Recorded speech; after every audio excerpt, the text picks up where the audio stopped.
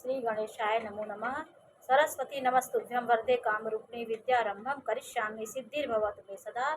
शिव शक्ति को कोटि कोटि प्रणाम।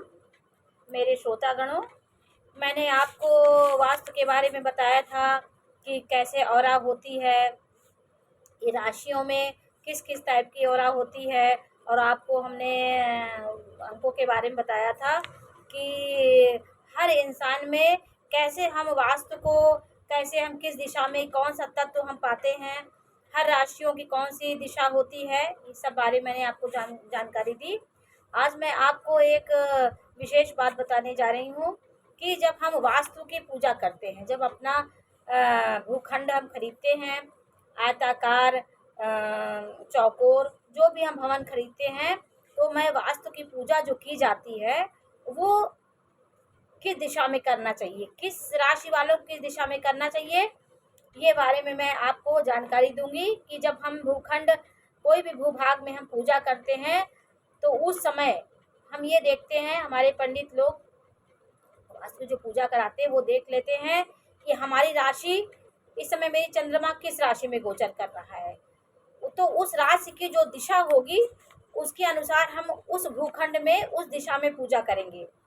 जैसे हमारी सिंह राशि हुई, सिंह राशि के वो पूर्व दिशा उसके लिए, सिंह राशि वालों के लिए, और मेष राशि धनु राशि वालों के लिए हम आपको बताया कि उनकी दिशाएं जो वो पूर्व की तरफ होती हैं, सिंह कन्या। तो इनकी दिशाएं जिस राशि में सूर्य रहेगा और चंद्रमा रहता है, उसकी राशि जो होती है, उसकी जो दिशा होती है, उसी दिशा में हम जो वास्तु जो स्वामी होते हैं, जो भवन खरीदे हैं, तो उनकी राशि के अनुसार उस दिशा में हम वास्तु की पूजा करवाते हैं। तो हमारे लिए बहुत अनुकूल, और शुरुआत मेरा बहुत अच्छे से, हमारा सब चीज़ हमारा अच्छे से, हमारी मकान, हमारा भवन तैयार होता है। इसलिए हमारे राशियों के अनुसार उसी दिशा, जिस राशि की जो दिशा है और उसी दिशा में हम पूजा कराएंगे तो हमारा भवन, हमारे भवन का नींव बहुत अच्छे से पड़ेगी और भवन हमारा पूर्ण होगा।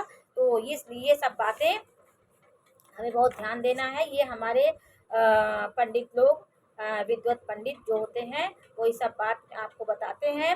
अब भवन में हमें क्या किस किस चीज़ की आवश्यकता होती है, तो आप ये जानते हैं कि हम पृथ्वी तत्व, हमें पृथ्वी तत्व, जहाँ पे मेरी दिशा पृथ्वी तत्व है, पृथ्वी तत्व हमारे शरीर में रहेगा तो हम स्थिर होंगे, हमारा हर काम अच्छे से होगा। तो ये तत्वों को भी देख करके हम भवन को देखते हैं। तो हमारे घर का, ऐसी हमारी घर की बनावट होनी चाहिए कि हमारा उसमें वायु का भी प्रवाह होने लगे।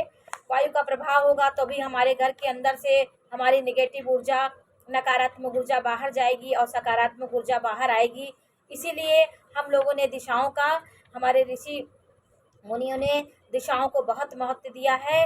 किस दिशा में हमारे वायु का आगमन होता है, किस दिशा में हमारे अग्नि का प्रवाह हमारा होता है, अग्नि निवास होता है, और किस किस जगह पे हम जल तत्व का स्रोत होता है, कहाँ हमें जल तत्व मिलेगा।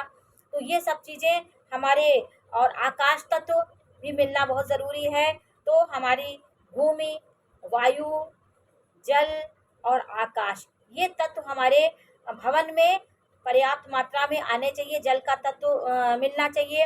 आकाश तत्व हमें जब मिलेगा जब हमारा ब्रह्म स्थान खुला रहेगा, आंगन हमारा खुला रहेगा, तो उसमें उसको बंद नहीं करना चाहिए। उसमें जो वायु का आदान प्रदान होता है, हमारी शुद्ध वायु नीचे आती है और शुद्ध वायु ऊपर जाती है। इससे हमारे घर की नकारात्मक ऊर्जा दूर होती है।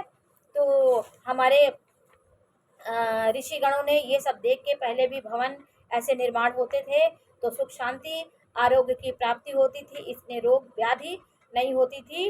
और पंच तत्वों में अग्नि का भी एक अलग महत्व है। इसलिए हम अग्नि देवता को, वैदिक काल में हम अग्नि की आराधना, उस देवता की आराधना करते थे, अग्नि देवता मानकर ही की जाती थी। हम शादी ब्याह में अग्नि को एक साक्षी मान करके हम हवन पूजन दीप प्रज्वलित करते हैं। शादी ब्याह में जो फेरा लगता है, सब हवन हम अग्नि को साक्षी मान के करते हैं। इस सूर्य की किरणों में प्राप्त ऊर्जा हमारे घर में पर्याप्त रूप से आनी चाहिए। इसीलिए हमारे ये वास्तु शास्त्र में जिस जिस तरह से जिस जिस दिशाओं का हमारे ऋषिगणों ने, हमारे वास्तु शास्त्रों ने, शास्त्रियों ने ये सब बातें कही हैं, ये हमारे एकदम अनुकूल होती है। इसलिए हम ये ध्यान दें कि हम वास्तु के अनुसार घर बनाएंगे तो हमारा छोटा सा भी मकान होगा तो हमारे उसमें सुख शांति बनी रहेगी। हम अब आपको ये बताएंगे कि हमारे ईशान कोण, मेरा उत्तर और पूर्व का जो कोना होता है, उसमें हम क्या बनाएं, कैसे क्या करें हमारा वो शुद्ध रहे। तो उस स्थान को आप एकदम शुद्ध रखिए। उसमें हम भवन, उसमें हम देवालय, उस कमरे को खाली रखें। उसमें देवालय, ध्यान, पूजा पूजा पाठ के लिए वो कमरा हमारे लिए बहुत अच्छा होता है। अगर वो कमरा, वो जगह हमारी अशुद्ध हुई तो हमारे संतान को कष्ट होता है, स्वामी बीमार रहेंगे, बीमारियां आएंगी, घर क्लेश आदि हमारे घर में होगा। तो वहाँ देवालय, पूजा, तालाब, बावड़ी आदि का निर्माण हम ईशान कोण में करें तो हमारे लिए बहुत सकारात्मक होगा, हमारे घर में उन्नति होगी। और हम जब दक्षिण और पश्चिम का कोना, जिसको हम नैऋत्य कोण कहते हैं, तो वो कोण हमारा पृथ्वी तत्व से संबंध रखता है। तो उसमें हम पृथ्वी तत्व, हमको आपको हमने बताया कि वास्तु पुरुष का सर ईशान कोण की तरफ है और उसका पैर वो हमारा नैऋत्य कोण के है। तो इसी तरह हमने बताया, उसमें शास्त्रों ने में बताया गया है कि हमारा जो पैर होता है वो सब भार सहता है, जितनी लोड होता है हमारा पैर सबको सहता है। इसलिए वास्तु पुरुष का जहाँ पैर है वहाँ नैऋत्य कोण बनता है, वहाँ पे हम भारी सामान रखेंगे। टंकी का वहाँ हम रख सकते हैं, अलमारी, जो भी हमारा भारी सामान हो वहाँ पे हम रख सकते हैं। तो इससे हमारे घर में शांति रहेगी। जहाँ पे हमारे भारी सामान रखना है वहीं भारी सामान है, जहाँ पे हमारा शिव तत्व, जहाँ वायु स्थान है वहाँ पे हम हल्की चीज़ों का वो करें। तो ये सब चीज़ें देख करके हम अपने वास्तु को बहुत अच्छी से अपने भवन का वो कर सकते हैं। तो ये दिशा दूषित होगी तो जो वहाँ निवास करने वाले व्यक्ति होंगे, तो आप भी कभी भी आपके घर में परेशानी आए, कष्ट आए, दुख आए, बहुत परेशानी आए तो ज़रूर आप वास्तु शास्त्रियों को ज़रूर अपने घर को दिखाइए कि हमारे घर में कौन सा दोष है।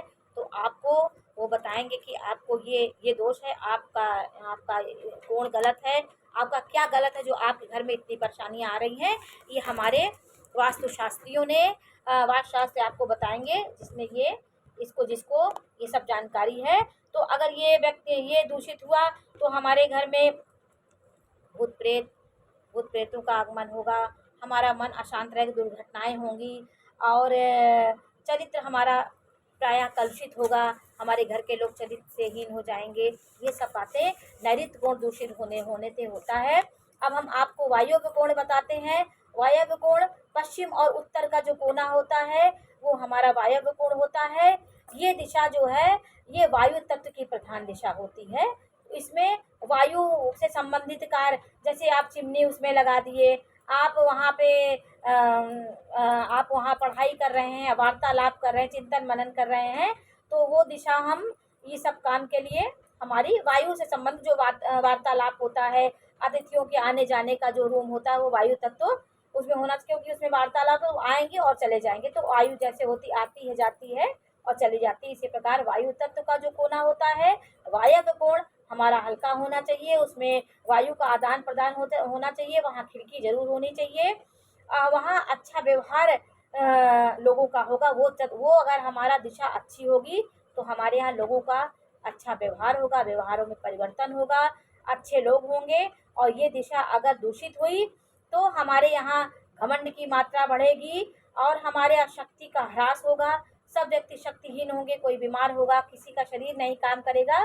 तो ये दिशा दूषित हो तो हम अपने घर में भगवान शिव की उपासना करें, स्फटिक का शिवलिंग बनाएं, स्फटिक की शिवलिंग हम लाएं, उनकी पूजा करें, सोमवार का व्रत करें और हल्का वस्त्र धारण करें, ये दिशा को शुद्ध रखें।